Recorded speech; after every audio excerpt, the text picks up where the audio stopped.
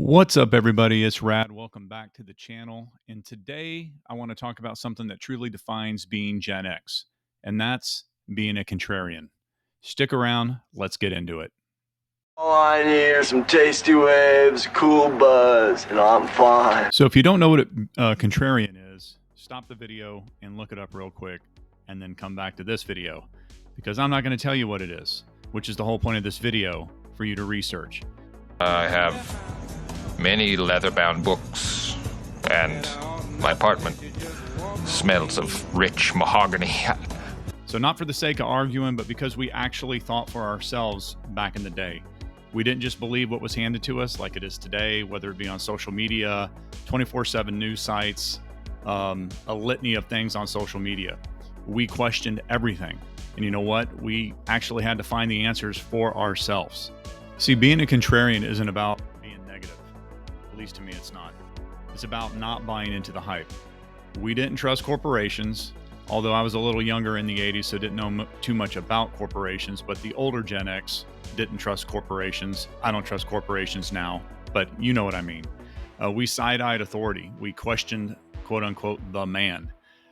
You tell us to like something, we're definitely not liking it until we checked it out ourselves. Gen X grew up in a world where advertising lied to you, politicians lied to you, the news wasn't 24/7, it was just 30 minutes a day, and you had to read between the lines. If you wanted the truth, you had to go digging for it. You ever hear someone say, just Google it? I mean, we say that all the time now, right? Even my mug that I use says, I don't need Google, my father knows everything that my kids got me. So yeah, we couldn't do that. You know, we had to, number one, we had to go to the library, card catalogs, Dewey Decimal System. I think just the research process alone of going to the card catalogs to look it up helped us learn a little bit more, caused us to use our brain a little bit more.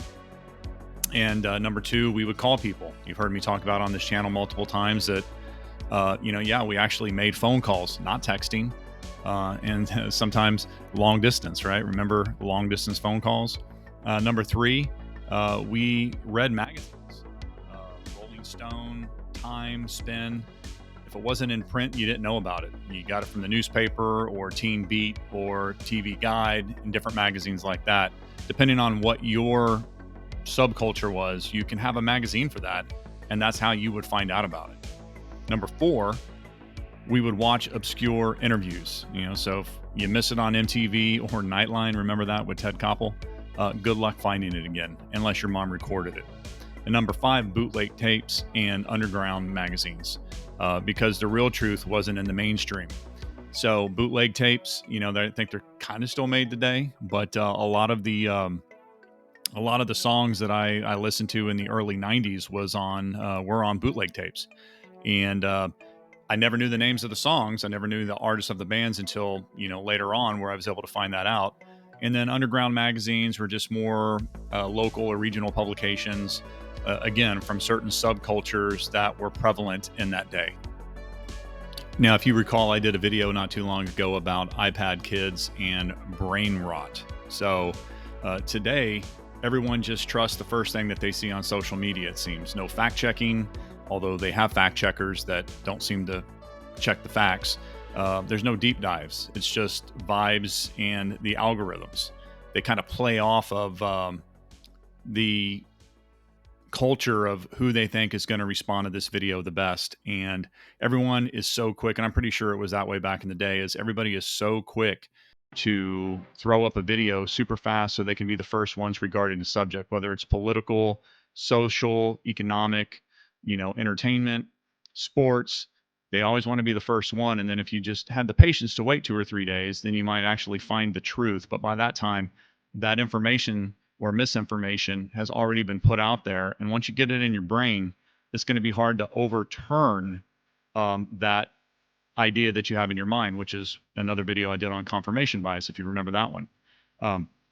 They don't give you different viewpoints. They give you an echo chamber that keeps you comfortable. So what's the lesson here? Think for yourself. Don't just take the first thing you hear as truth. Look deeper. Look a lot deeper. Question authority. Challenge the narrative.